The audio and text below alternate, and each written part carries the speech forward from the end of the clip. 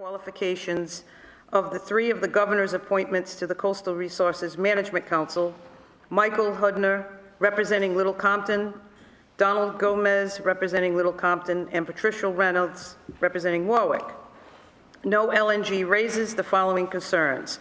Quote, "At this time, it is unclear how many CRMC members are elected or appointed officials at the time of their appointment," end quote. Rhode Island General Laws 46-23-2A2 requires the governor to appoint 4 members who hold a locally appointed or elected office, one from a municipality under 25,000, one from a coastal municipality over 25,000, and 2 from a coastal municipality over 25,000. With these 3 appointments, CRMC will have 4 members who are elected or appointed officials at the time of their appointment. Specifically, Mr. Hudner is an appointed member of the Little Compton, population 3,492, Housing Trust. Mr. Gomez is an appointed member of the Little Compton Charter Review Commission, and Ms. Reynolds is an appointed member of the Warwick, population 82,672, Community Outreach Education Community. Ray Coya, who was previously appointed by the governor, is and was at all relevant times an appointed judge in the Cranston Municipal Court, the population of 80,387.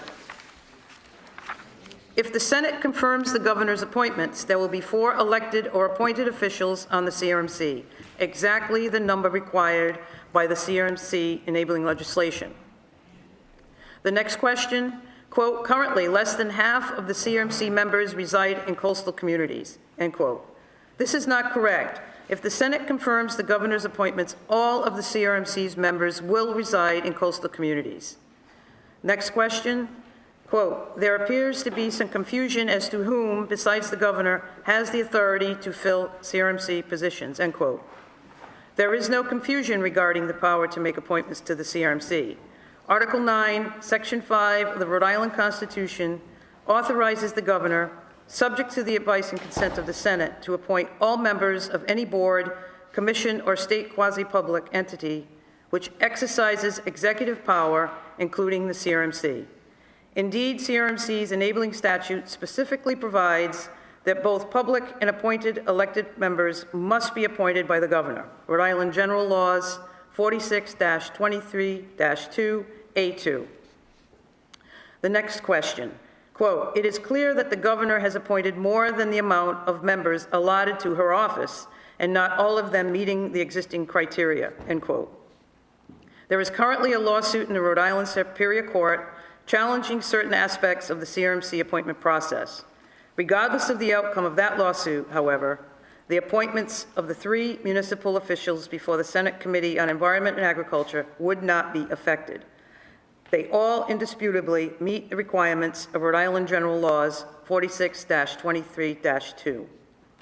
No LNG makes a number of other comments about the characteristics of members, regardless of their statutory eligibility. This letter does not address those concerns, since they are the province of the Senate in its advice and consent capacity. And it is signed by Claire Richards, Executive Counsel to the Governor. So, with that, and if anyone needs a copy and the public wants a copy of the letter, it is a matter of record, so that will be available to the press and anyone who wants one. So we do have a good deal of people signed up on these appointments. And what I would ask is, when I call people up, if you are signed up on all 3, if you would be kind enough to speak to all 3 of the appointments at the same time. And the first person I would like to call up is Tony DeSisto from CRMC. And if you could move, sir, because they'll be at the podium. Thank you. Welcome. Good afternoon, Tony DeSisto. I'm the legal counsel for the Coastal Resources Management Council. I don't have anything to add other than what's already been placed in the record. If you have any questions as to any of the 3 appointees, I'd be happy to answer them. They're all, this is a reappointment. They've been serving, and if you have any questions, I can answer them. Okay. No, that's not how it goes. You will have your time if you're signed up to testify, but you cannot ask questions of a witness. you can give testimony to the committee. It's up to the committee to ask questions of the witness. Okay? Thank you. Any questions for Tony DeSisto at this time? You will be here throughout, I hope? Yes. Or for a while, anyway. Thank you. Okay, thank you. Okay, I think it's probably proper for me to read the actual appointments into the record before we take testimony. Forgive me on that.